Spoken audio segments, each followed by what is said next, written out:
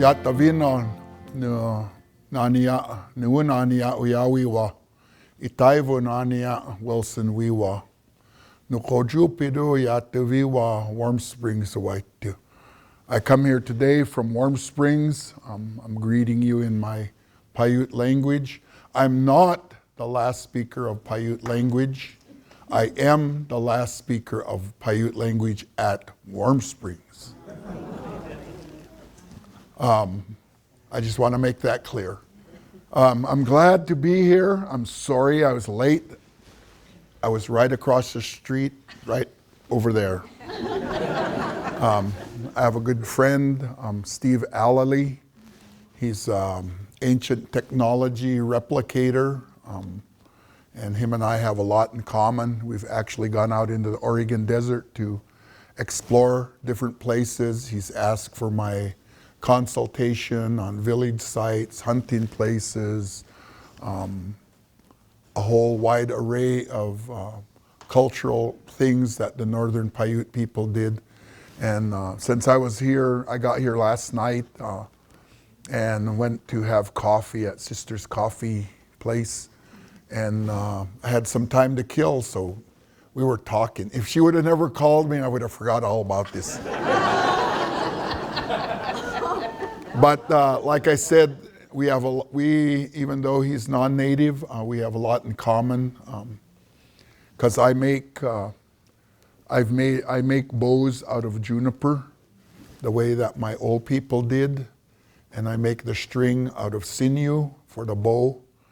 And more recently, I've decided at one point, because I read about it, and I seen a display in a museum of a bighorn sheep bow made out of the horn that the Paiute people used to make. And I put it in my mind I was gonna make one, and I made two, one with the outer curl that's like 34 inches long, and then one with the inner curl that's 28 inches long. And I'm sinew backing them right now. So we start talking about those things, and we get into our zone, and time just passes real quickly. My Indian name, like I said, is Wewa. That was the name of my great-great-great-grandfather, Chief Wewa, who was alive at the same time as my great-great-great-grandfather, Chief Palina. They were brothers.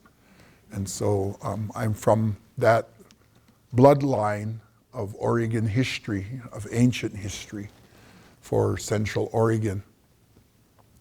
My grandma and grandpa were both children of warriors and women that were alive during the Paiute Wars in the 1800s. So my grandma, who lived longer than my grandpa, had first-hand experience of talking to and living among those people who fought the wars in the 1850s and 60s, and especially the 1878 war of the Bannocks and Paiutes that fought the last war in Oregon to try to protect the former Malheur Indian Reservation in southeast Oregon, which would have been the largest Indian reservation in the state of Oregon at 1.7 million acres. As a boy, I grew up in Central Oregon at Warm Springs. I've never left Warm Springs except briefly to take on some other jobs to live a comfortable life, getting a comfortable paycheck. But I ended up moving back to Warm Springs. But it was with my, when I lost my grandpa in 1972, through those next few years, my grandma's health kind of went down. And when I graduated from high school in 1974, I was fortunate enough to get a car as a graduation present from my parents. So I talked my grandma into going to the Duck Valley Reservation in northeast Nevada that straddles the Idaho-Nevada border, because I had heard her tell stories about Well, one thing, my grandma rode horseback from Warm Springs clear to there, to the Duck Valley Reservation in the early 1900s, around World War I time. Back then there weren't cell phones. There was probably not even landline phones. So she got a letter saying that they were going to have a ceremony for one of our relatives down there. And she put it in her mind that she was going to attend that ceremony that was scheduled in advance. And so she talked one of my great aunts in going with her, and they took off horseback to Duck Valley, using the old trails along the Crooked River, where it joins the Sylvies and the Malheur River, and then crossing over the Owyhee River, and then making their way onto Duck Valley, which was probably quite an adventure. In my mind, and probably in some of your minds, women never did those things. And so she did. She went through there. And so it was from her experiences of the old life that I learned a lot of what I know about my history of Central Oregon, of listening to her stories about my great-grandfathers and the war times that they experienced in Central Oregon. Actually, Steve and I were just talking about some of that stuff, about where arrowheads and debitage are found in Central Oregon, because it showed the extensive use that the Northern Paiute people had in Central Oregon and Southeast Oregon. And so being able to talk about hunting and gathering with somebody, my grandma, who did it firsthand experience.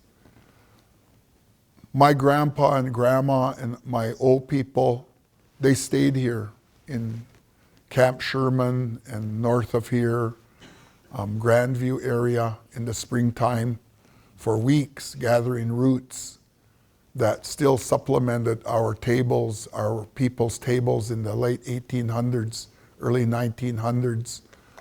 They still gathered those foods to live off of. They still gathered the medicines.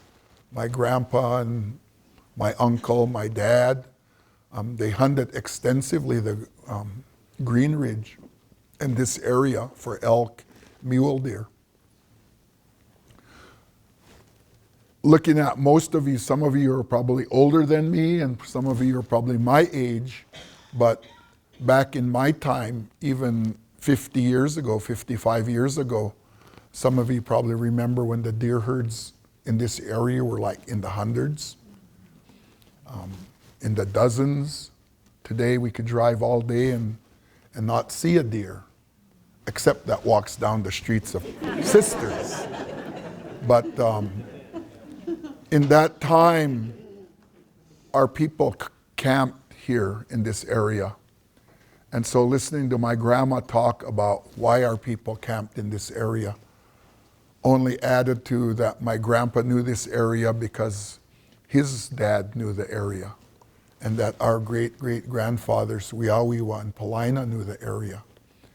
And to listen to my grandma's tales of war when our people were still warring before her time, her parents, her grandparents, and learning things that other people never had the opportunity to learn, that I thought would never ever be important.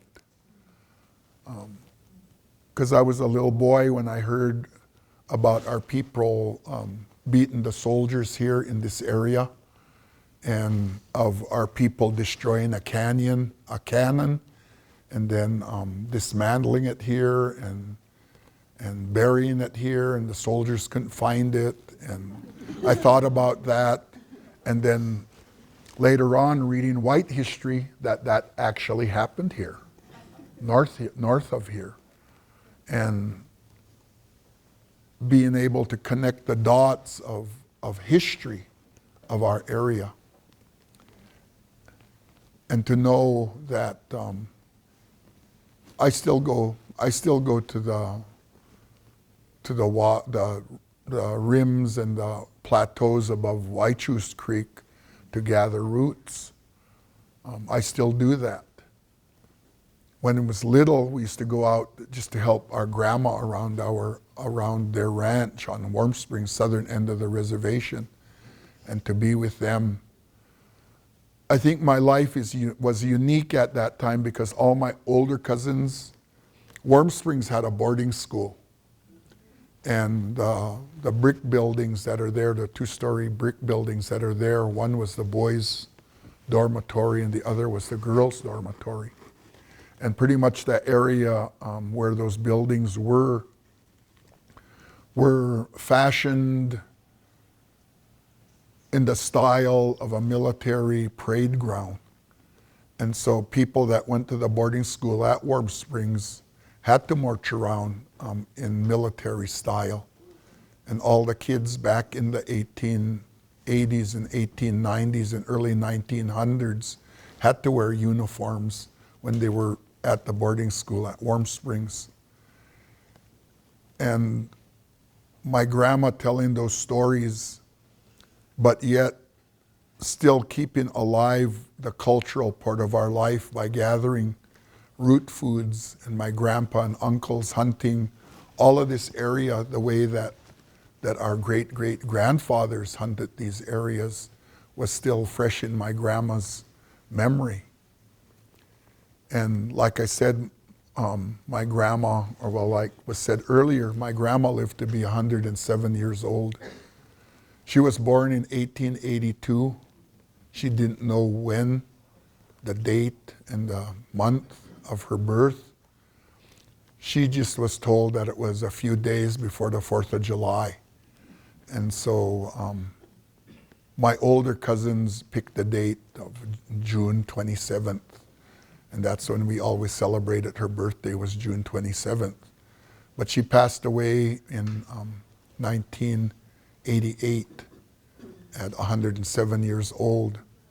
She outlived her generation by 30 years.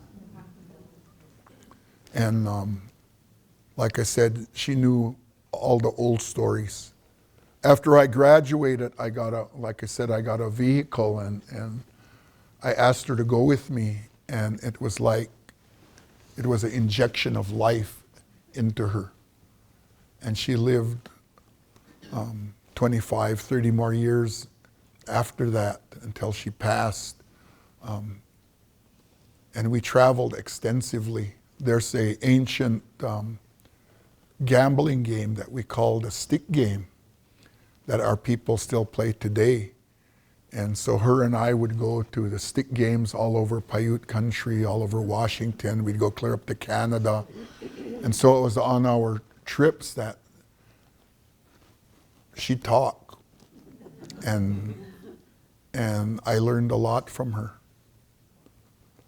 When I was growing up, because all of my older cousins went to the boarding school, I was too young yet to go to school. And then all my brothers and sisters and cousins that were at home were too young and they couldn't talk yet. They were little kids. So my grandparents would ask for me to go with them in the springtime. And I'd go to all the root digging places that our ancestors used from time immemorial. And we'd start around on the southern end of Warm Springs. We'd end up going over toward Madgers and Shanico, and then once those areas were ending, we'd move to Prineville and to Paulina, and then 2 or 3 weeks after that, I'd go with my grandparents to Burns, to the Stinking Water Pass area. In that time, when we would go on my grandpa's pickup, we'd go through the town of Burns, and the colony, the Paiute colony, was on the hills outside of Burns. Unfortunately for my people that stayed over there, my relatives, the people in Burns didn't like the Paiutes staying on the edge of town. And there was high prejudice over there. But we'd go by there and we'd notice that nobody was at the colony. So we knew that all our people were out in the stinking water area. And we'd go out there and we'd find them, and they'd have all their wall tents up. And so we'd put up our tent, or we'd stay in the back of my grandpa's pickup and be there for a week or two gathering roots along with the rest of our people. There were elder men and elder women that were probably my grandma's age that lived the old life. And so in the nighttime, in the evening time by the campfire, they'd tell stories to us kids and tell the legends. And I never thought that I'd ever write a book, because I shared the stories with my family. I shared stories with people that were interested in listening to me. And then doing talks 10 years ago, people asked me, have you put these stories down? Have you ever recorded them? Have you ever written them down? To them, no. Why not? I said, because people aren't interested in them. Well, you tell them to your grandchildren. I said, I know, they're interested in, they like my stories. Well, I think people would love to hear your stories. And then we had a gathering in Burns, a cultural gathering. And at that time, there were still elders that were over the age of 80 still alive. There were about 18 of them. And I mentioned that I was approached to write a book with the legends. And many of those elders said, Wilson, you need to put those down in paper. You need to write them down. Because today our kids go to school and they come back and they ask us questions, and then we answer their questions, and then they'll tell us, no, that's not what's written in this book. So they believe a white man's story about our people than us that are still living in it. And so they said, you have to write the book. So then I put it in my mind that would happen, and then I hooked up with Jim Gardner, who wanted to make it a reality, and then we did it. And I wrote down the stories. And unfortunately, in that time period, from being encouraged to do it until the book came to print, a couple months before the book went to print, the last person that encouraged me had just turned 100 years old, and she died 2 months before the book came to print. So none of those 18 people were able to become a recipient of my work. But their children, who are still living, many of them are still living, were glad that the book came out.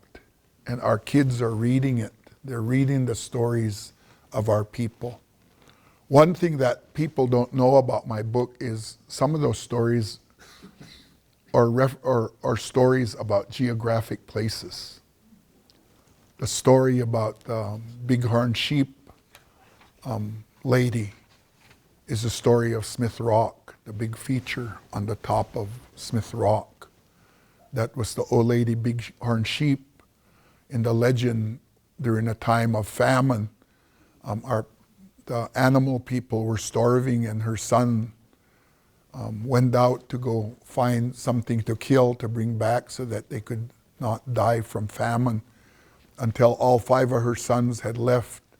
And every day she'd crawl to the top of the hill to look to the east to see the direction they went, to see if they were coming back, to see if she'd see a fire or movement or something. And every day the animals would go up to console her or to chide her for having love for probably sons that had died out in the desert. And when the coyote was coming along, he said that people can't mourn like that. People should never mourn forever. And so he said, in order for people to know to not do that, he changed them into rock. And so she's still up there with her rabbit skin robe on the top of the mountain, wrapped up as a testament that we're not supposed to mourn forever when we lose somebody. And as a part of that, on that hillside on the south side, you see all those big boulders. They're groundhog, they're squirrel, they're chipmunk, they're all the animals that got turned to stone. as a part of that. The weasel is a spire that's looking toward the west, and the animals made fun of him.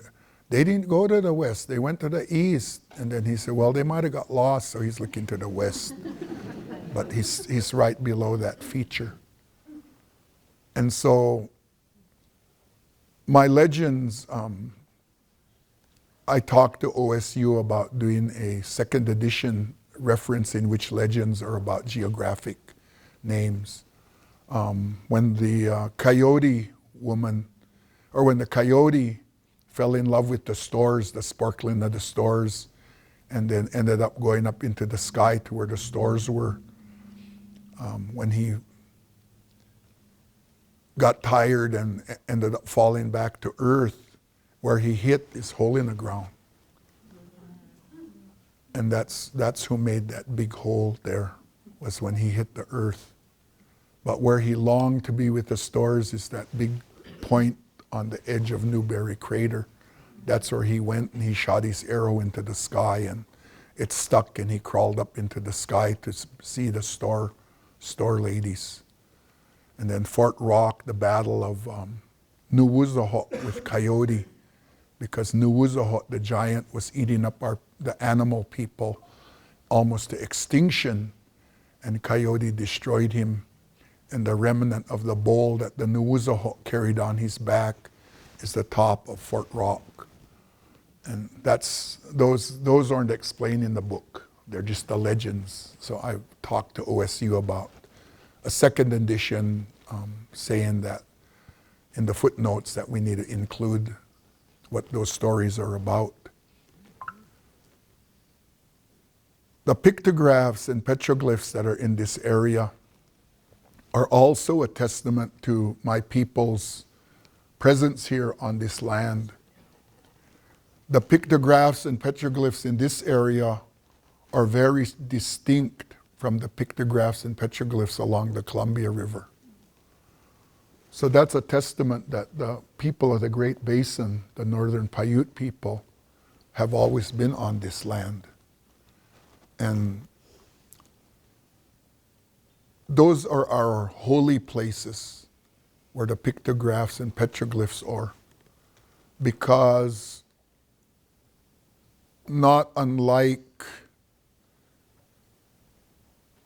the classic Roman history and Greek history and the civilized histories of the world, if you really know your history, poor people didn't know how to write. And only the scholars knew how to write. Only the religious sects of the world knew how to write. And it was no different among the people of this land, that our spiritual people had that gift to make the writings on the rocks. And as such, those places are our shrines, our spiritual shrines. And I was taught, along with my cousins, my dad, my uncles, my aunts, that when we ever go by those places, to leave offerings at those places, that we might invoke the powers of the Creator and creation to help us in our lives. And so today, those are some of the things that I teach my grandsons when I take my grandsons with me out to show them where the pictographs and petroglyphs are at. And many times in our travels with my grandma would say, oh, way over there, she says, see that mountain over there? At the foot of it on this side, there's writing over there. Or she'd say, oh, we'd be going on a canyon, and she'd say, if you go up that canyon, if you go up there and there's a hill there, and if you go back up there, there's a canyon there, there's writings up there. A lot of times she had never visited them, but she knew of their existence. And so in my time, I visited those places and I found those places that she referred to. And many of them are documented, many of them are easy to find by non-natives. But they still hold to us that spiritual significance. And today, Some of the ones that are at Dry Canyon, very saddening to me. People have taken crowbars and used other rocks to bust some of the pictographs off of those rock faces so that they could take them home. Or they built fires next to them and the soot has obliterated them from view of people. And I think to myself sometimes when those things happen, I wonder what they'd do if I went burn down a church. I wonder what they would think. I'd probably be in prison for the rest of my life because the whole Christian world would be against me. But they don't think that our shrines hold the same kind of weight as Christian churches, or the writings on those rocks to us are just as valuable as the unfound 10 Commandments on Mount Sinai, because they hold our history, they hold our spirituality, they hold the essence of God at those sites for us. And so they are important. And they are found in areas that have mystery to them. Occurrences probably of healing, of revelation that happened to our people at those places are still real to us, the living descendants of the ones that wrote them. And so we try to take care of them, and there's not a lot of writing about them.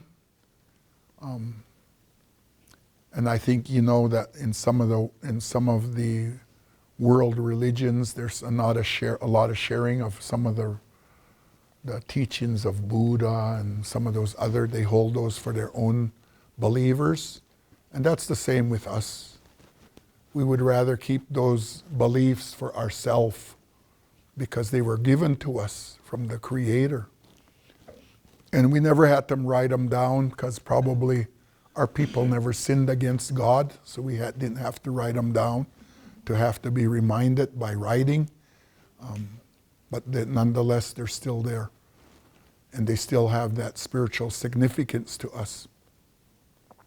Some of them are testimonies of the hunting that took place there, especially when you see figures with bows and arrows.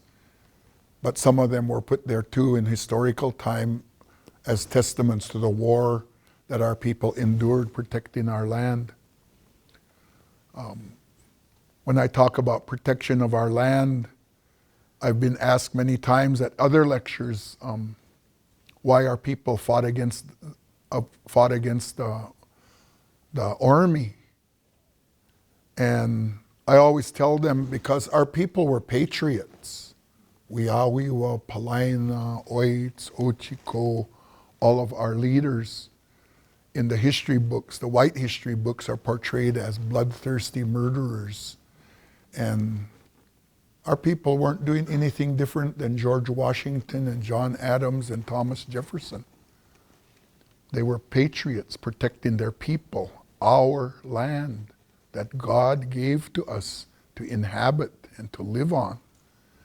And when people put up fences, our people had no concept of land ownership. All the land belonged to everybody, and that we were free to travel wherever we wanted to and to use the resources of the land as we needed. And so our people went from fishing site to fishing site, following the migrations of the salmon up the rivers, following the migrations of the deer from spring to fall and to winter, following the migrations of the antelope, to follow the readiness of the root foods like I still do today. When my grandma passed away in 1988, after probably 15 years of taking her to dig roots, not in a disrespectful way, I thought, well, now grandma's gone, so I don't have to go dig no more. I don't have to please her by going and helping her to dig the root foods. That part of my life is ended. And so I quit I quit going to the places that her and I went to. And then like the third year after her passing, I couldn't stand it any longer. So I pulled out my bags and my digger and I started going out to the places that her and I went. And as I went to those places, I could remember saying, oh, Sonny, right here, this is where this happened. Oh, up there in that area, that's where they used to hunt. Oh, over here was a camping place. All those echoes in my mind started to come back. Since 1990, I'm still digging. I go out every spring. I take my grandsons with me to learn where our digging places are. I take my grandsons out to show them the medicines that I was showed when I was 5, 6, 7 years old. Today, when my grandsons get sick, part of them lives in Portland. They'll call me, or they'll make their mom call me, because they know that they're getting a cold, or they know that they're not well. And their mom says they want you to bring medicine down. They still put their faith in our medicine than over-the-counter drugs, NyQuil, Dayquil, all the plethora of medicines that are out there. And they drink them. And our roots that we use for our sore throat and those kind of things, I take them to them now, this time of the year, and they know how to use them. I don't have to do that with them, to show them how, because they already know how. They listen to me. So I still go out and gather. Like I said, I've traveled extensively. I worked on the Pyramid Lake Reservation northeast of Reno. And I was their first cultural museum director for their museum there. And while I was living down there, I was there in the fall, and that year that I was there was a bumper crop of pine nuts in the mountains near Virginia City and down by Hawthorne and Smith Valley and east of Fallon. This year was a bumper crop of pine nuts after virtually disappearing from the mountains because of climate change. And this year was lots, and I happened to be down at the University of Nevada, Reno, doing some work for their anthropology department. And we got finished a day early, so I had an extra day, and I talked to my friends, let's go to Virginia City. And we went up there, and I was able to gather 3 gallons of pine nuts myself. When I went up there, originally I went with old people. They were younger than my grandma, probably 20, 30 years younger than my grandma. My grandma was already gone by then. But listening to the stories of the Paiute people down there around Pyramid Lake and Fallon, Winnemucca, Lovelock, McDermott, down in the Nevada area, the stories there are they aren't any different than the stories of my people up here, because we're the same people. And so learning how to make pine nut soup, learning how to cook pine nuts on a willow tray with ashes, and learning how to grind them on the stone grinders that the people were still using in the 2000s, that were passed down 5 or 6 generations, and being gifted those flat rocks and grinders that I still use today to show my grandsons how to grind pine nuts, because now I got pine nuts to show them. And for them to say, Grandpa, these taste better than sunflower seeds, which are high in salt because they add salt to them. But having that experience, firsthand experience from old people, showing me the arts of our people, the survival techniques of our people. As I was growing up and traveling with my grandma, having the experience of being around other old people, and then having some of those elders ending up catching a ride back to the Fort Bidwell Reservation in Northeast California and stopping there in the fall with one of our grand-aunts, and her saying, well, I'll make lunch for you guys before you leave, and then us sitting there and listening to them talk, and then seeing all of her baskets and cradle boards up on the wall that she was working at, and her bundles of willow that she was splitting and using, and being who I was. A part of what I didn't tell you when I was small and my grandparents would ask for me. I never knew that till I was an adult, and my dad was telling me. My dad says, you know why you know so much now? And I told him no. He says, because Dad told me that when you were a little boy, he liked taking you with them because you talked all the way from Warm Springs clear to Burns. And you were always asking questions. Grandpa, how come they do this? Grandpa, how come you said that? How come we're going this place? Where are we going? You were all, and your grandma would be asleep. So he said, that's why they like to take you, because you were talkative and you like to ask a lot of questions. I'm still like that today with what old people we still have left, because everybody has their own story. It might be a sentence, it might be a paragraph, it might be a chapter. It might be a whole different book than what you're used to hearing. But you put them all together.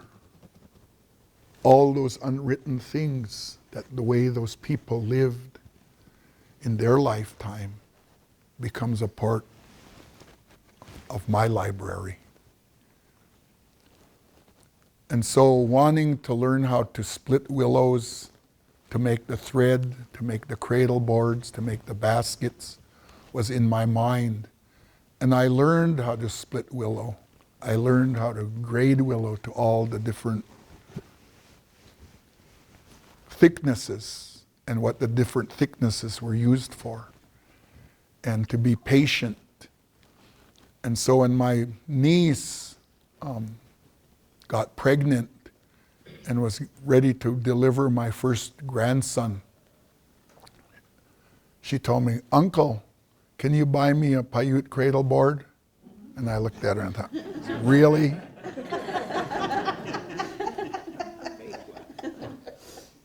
I said, do you think I'm made out of money? Because nobody here makes them in Warm Springs. But they were, at that time, people still in Nevada still make them. And back when my grandson, who is 16 years ago, 17 years ago, I told her, you know they cost between $500 and $700. And that's why I asked her, do you think I'm made out of money? So because she requested it, my mind started turning, and I had watched my granduncles bend the chokecherry saplings and how they formed them to make the frame. I remember seeing them, how they did it.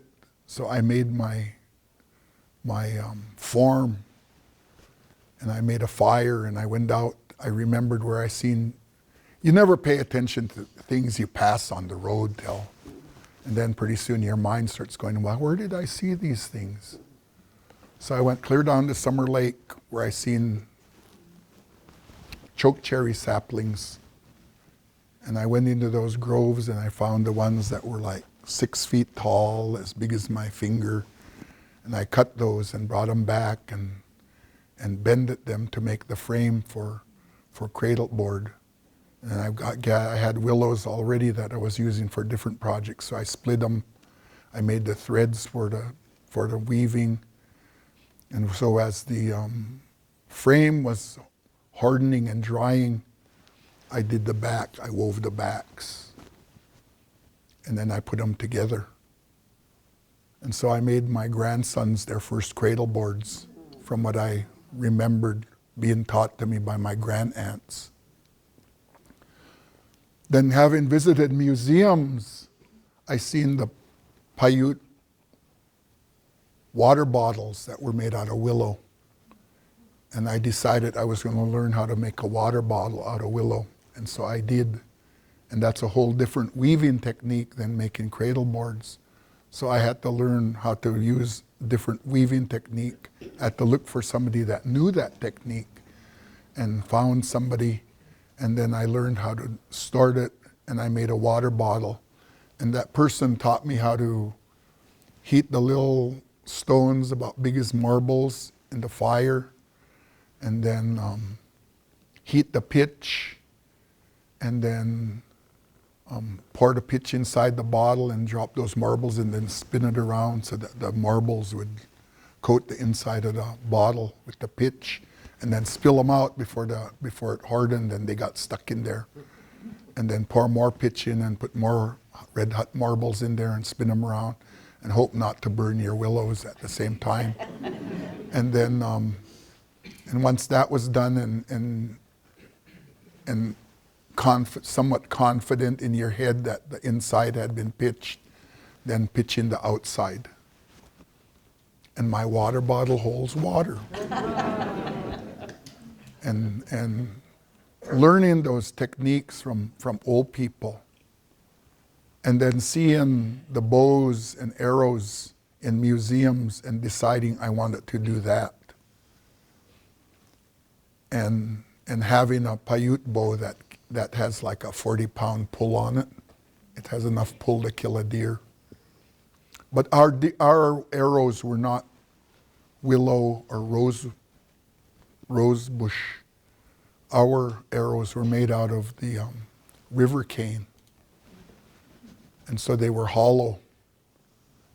And having to find greasewood out in the desert that was straight, because then you inserted the greasewood into the cane.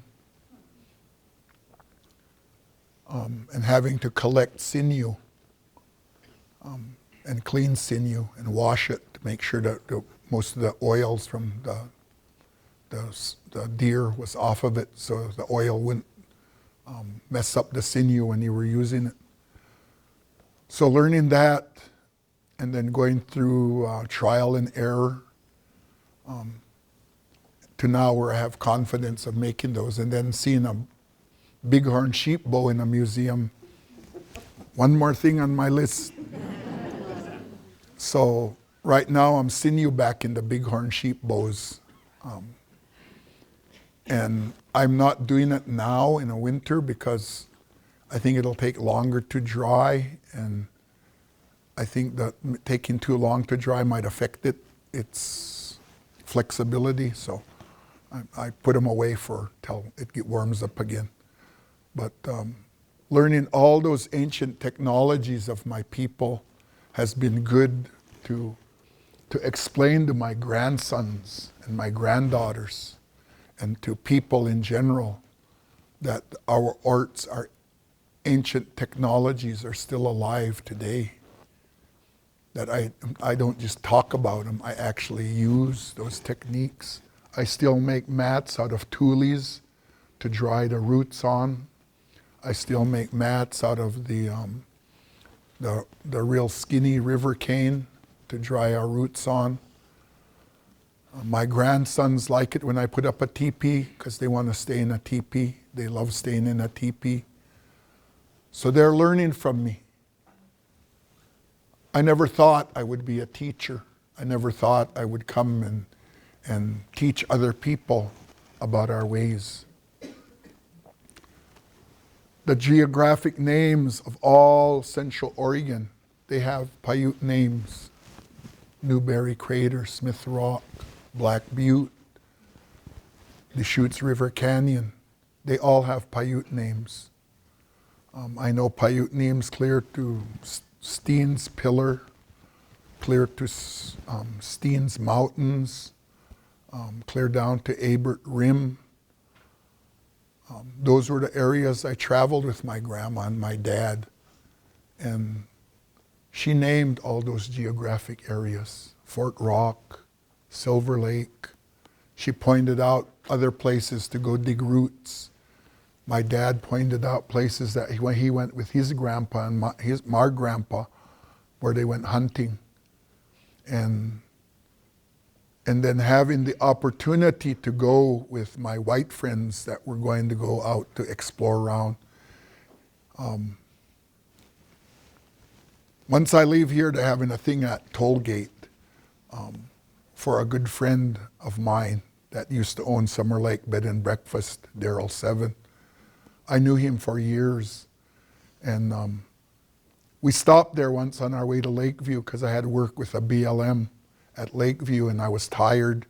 So we stopped there and we made a friendship, and I ended up one of those guests that he says, whenever you come through, you got a place to stay. And so we never ever paid to stay at Summer Lake Bed and Breakfast. He loved listening to my dad's stories. He loved listening to my stories. He took us out to Long Lake on the safari out there, and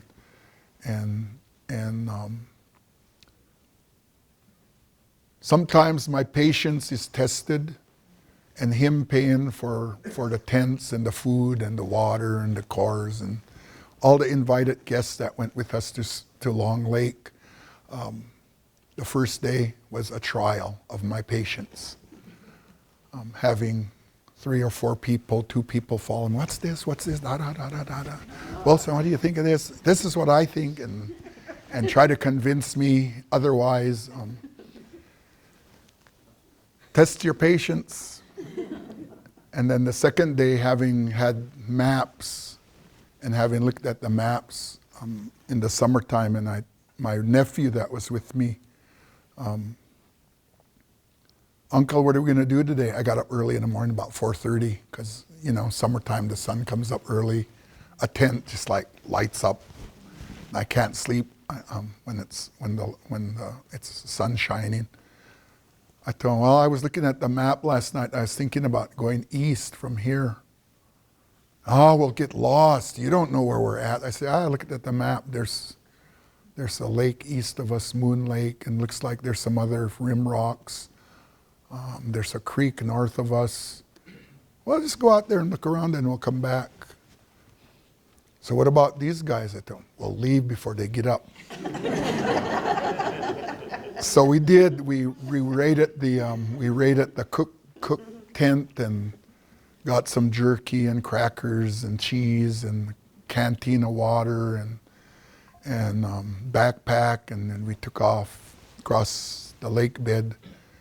And they woke up and they seen us way on the other side, and they were saying, well, son, come back. And my nephew said, they're telling us to come back.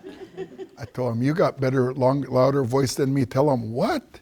So he said, what? And then they said, then you can see them, come back. About 4 of them hollering, come back. What? And they said, we're going to go back at them? No. So he turned around, we waved at him, and then took off to the east. But going out there and exploring and finding hunting blinds and more ancient, some petroglyphs that were so faint that they had patinaed over to. If it wasn't for being out there at 6 o'clock in the morning and seeing the sun shift different and then turning around and seeing like, boo, pictographs that were covered over with that had been patinaed, I don't think anybody would have known they were there. And for us to look at them, maybe the first Paiute people for 10,000 years to view those pictographs or petroglyphs, and then to find house circles and to find pictographs and to find rock shelters and to find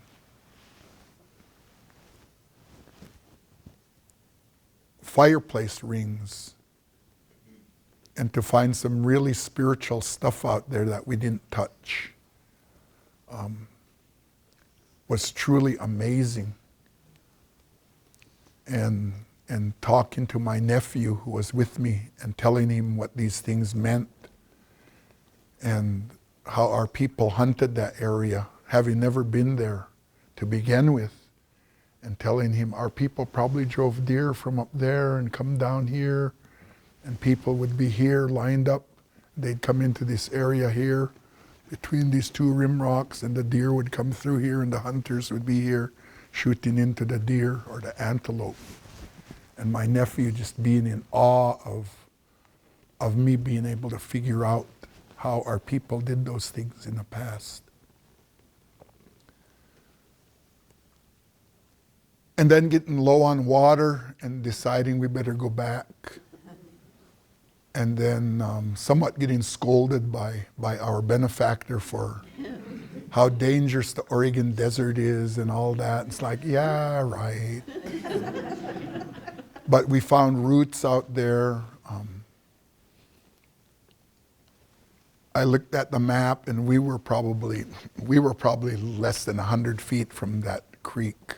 We could have filled up if I'd have known we were that close, we'd have filled up the canteen, and we would have probably stayed out there longer. But to see such history out there, and to be able to connect with that because of the stories of my grandpa, my grandma, my dad, my uncles, and us still hunting that way in my childhood on the south end of the reservation, hunting the Metolius Canyon, the way that my people had hunted for thousands of years, and to hunt eastern Oregon the same way that my people had hunted for thousands of years, and to be able to go to all the many different places in my lifetime and to figure out how those places were hunted, and to figure out why things were in the areas they were, and to speculate on one of my excursions out in the desert to help an ecological group to try to get a handle on noxious weeds, and going to a canyon where there was a spring, and to see this gigantic, probably 4-foot trunk on a chokecherry tree. I've never in my lifetime of all my travels have ever seen, I have never seen a chokecherry tree with a 1-foot trunk on it. And to have the people with me say, Olson, how do you think this got out here? I told them, well, I know for a fact that the Warners, which are west of us, are full of chokecherry trees and wild plum trees. And that our people probably traveled these canyons to these springs, zigzagging across this, and probably at some point carrying fresh chokecherries with them to here, and having some of the seeds drop here and take root. And this, I actually told them it would be interesting to take a core sample to see how old this chokecherry tree is, and then retract it and say, no, I hope you guys never come here and take a core sample to see how old this chokecherry tree is. Because if we introduce bacterias or something into the tree and it dies, then that's my fault for even suggesting it. But just to know that this 4-foot chokecherry tree has been here forever. And to know, I do work for, I sit on a board for the Oregon Desert Land Trust. And we bought land down by Fields, Oregon, out in the middle of nowhere, a ranch. And for them to include me as we went down to look at that land that we bought, and to see the lithic scatter at different places where there were springs. Lithic scatter is what they call the shards of chipping arrowheads out of agate and obsidian and all of that.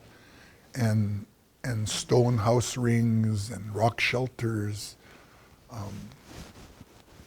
To the untrained eye, some people would probably just walk by them, never know they even went by a cultural site.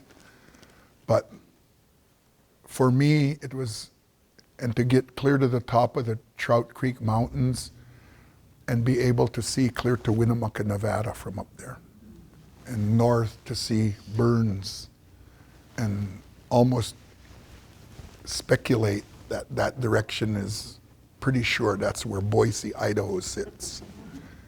And to be able to see Hart Mountain and knowing that the Warners were west of there.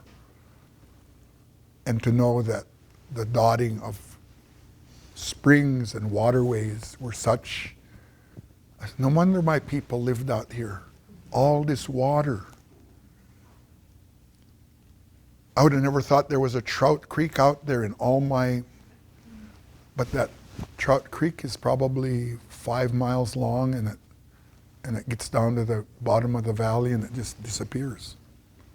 But there's trout in there, like 12-inch, 14-inch trout. And to know that they've been there forever. That's why it's called Trout Creek Ranch. And so probably, and to know that they have found trout bones in some of the rock shelters. So it's, our people have been on that land forever. The sagebrush sandals in Fort Rock. When my dad was growing up, my dad never thought that was a cultural experience. But our great grandma used to make sagebrush sandals for my uncle and my aunt and my dad to wear in the wintertime over their moccasins. My dad was born in 1923, but even at that time, our great grandma was still making them sagebrush sandals to wear over their moccasins when they were little kids. And so he told us, you got to go down by the old lady's house. Look around down there, and maybe even underneath the frame of the house. Maybe you'll find some of her work still down there. Maybe we didn't get rid of it, or maybe nobody chose to look there. And to this day, I still haven't done it. But hearing my dad say they wore sagebrush sandals in the 1920s and 30s, and to know that the sagebrush sandals at Fort Rock are 18,000 years old, that technology came clear down to here, is awesome to me. And to be able to show my grandsons in museums, when we visit museums, you see those sandals? My dad wore those when he was a little kid. And your great-grandpa wore moccasins when he was a little kid. And to my grandsons, that's like Wewa and Paulina is to me. 3 generations ago. That would be that for my grandsons, to my dad. 2 or 3 generations from them. So for them to look back clear to who I looked at as great grandparents is a long time ago. But our presence here is still here. We still go gather food. We still hunt. My dad and uncles elk hunted at the edge of the lava beds west of here. They knew where the fingers of the lava where they could chase elk that were like box canyons to kill elk. And I've never visited them, but my dad would say, up this way, that's where we used to chase elk up into those canyons. They couldn't get out, and we'd kill them there.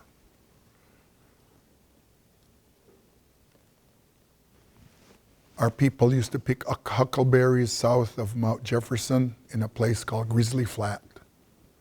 And the National Forest Service, my dad was on our tribal council at that time. He rode in a helicopter up to Grizzly Flat. I think they call it something different. That's what the Indians called it. But they flew up there, and my dad telling me about it kind of spurred me. I've never gone there yet. I'm getting up there in age. I probably won't make it up there, but for my dad being up there in like the mid-80s on a helicopter and saying that there were remnants of the teepee poles and the remnants of the drying racks still in the trees up there. And the family names that my dad named of the Paiute families that lived on the south end of Warm Spring Reservation, of how they all went up there in the fall time to hunt elk and deer and to pick huckleberries. Has been in close to my lifetime. One generation before me. It was always my dad's wish, because now there's horse trails. People have horse places where you can unload your horse and ride up into that country. That would be easy for me. I don't know if I'd walk up there, probably ride a horse, but knowing that this country has long been inhabited by Northern Paiute people. Other tribes have come through this area. The Warm Springs, the Wascos, the Klamaths, the Modocs, went along this area. I don't know if some of you have seen those old roads at the Cove. If some of you have ever gone to the Cove and gone out on the pontoon boats or even boating down there, if you look up on some of the hillsides there, you can see the old military roads that come down the side of the canyons. Those were the old military roads that they used to fight the Paiutes. But those roads are also following what the Paiute people call the slave trail from the Columbia River to California. Because the Wasco people on the Warm Spring Reservation kept slaves, and they traded for slaves from the California Indians. And some of the pictures you may see of the old historical photos from the 1800s of the Warm Spring people, you see them wearing the shell necklaces, the long white shell necklaces made out of clam shells into round discs, like buttons and just those long white beads. Those were made in Northern California by the Hupas and the Kuruks and the Yuroks and the Pomos. And they were traded on this trail to the Columbia River. And so there is documentation in the journals of Peter Skeen Ogden, Fremont, some of the early explorers, that they had met excursions of Indians on their way to California to do trading, and that they went in groups of 25 or more because they were afraid of the Paiutes that lived in this area. And they didn't want to get killed off, so they had big parties of slave traders that went to California. Or the Klamaths and the Modocs that were coming in north were the same. They came in big numbers on this trail to the Columbia River to trade for salmon and for the things that were up in that area. One of the largest commodities that the Paiute people had was the obsidian from Central Oregon. They have this technique that I never knew existed for probably the past 15 years, maybe longer. They call light spectrometer testing. And they can get a piece of arrowhead and then they shoot the whatever X-rays or whatever light through it. And they can tell you exactly where an arrowhead comes from. Whether it's from the Newberry obsidian flow, Glass Butte obsidian flow, Owyhee Canyon obsidian flow, or any smaller obsidian flows in Central Oregon. They can tell you with precision where the obsidian arrowheads, spear points, knives, where they come from. I was in Alaska in the mid-90s for a cultural event in Fairbanks. And I had been there 2 days already, so I was looking for something else to do. And I seen, oh, the University of Alaska at Fairbanks is just right here. We were on their campus. They had a museum. So I decided I'm going to go look at their museum this morning. So I went up there. And I was looking at all the stuff they had in their little museum in the university. And they had actually excavated a cave like within a 10-year period there. And they had a diorama of a rock shelter, which are very rare on the tundra. And they had the end of a knife point on display. That obsidian point came from Newberry Crater.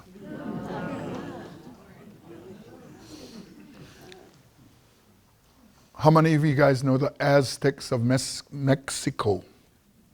I've heard about the Aztecs. They used Oregon obsidian for their hatchets, their war clubs.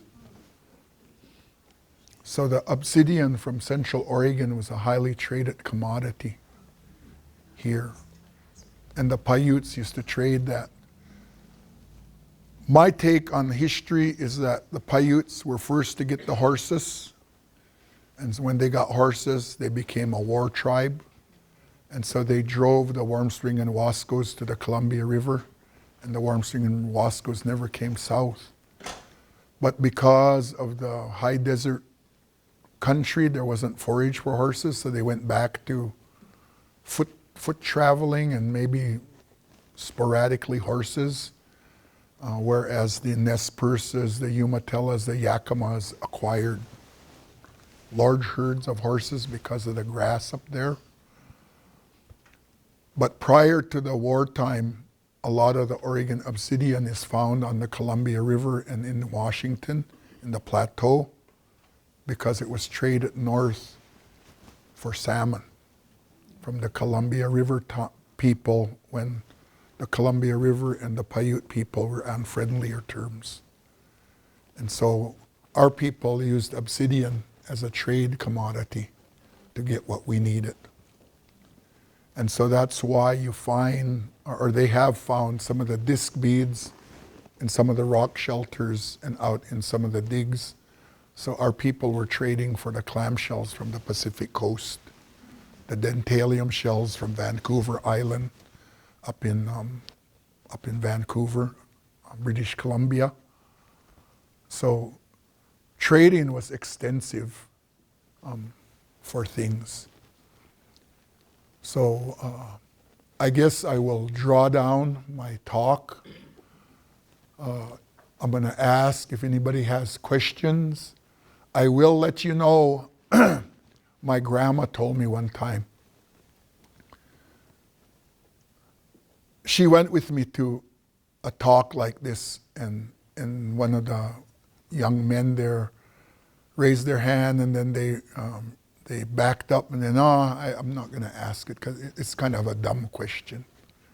And then he never asked it. And then when we were on our way home, my grandma was talking. She says, "You should have told him, what's your question?" She says, "You know what? To me, the only question that's dumb is the one that's not asked, because you're going to go away still being dumb." So I'll entertain a few questions, and then we'll wrap up for here.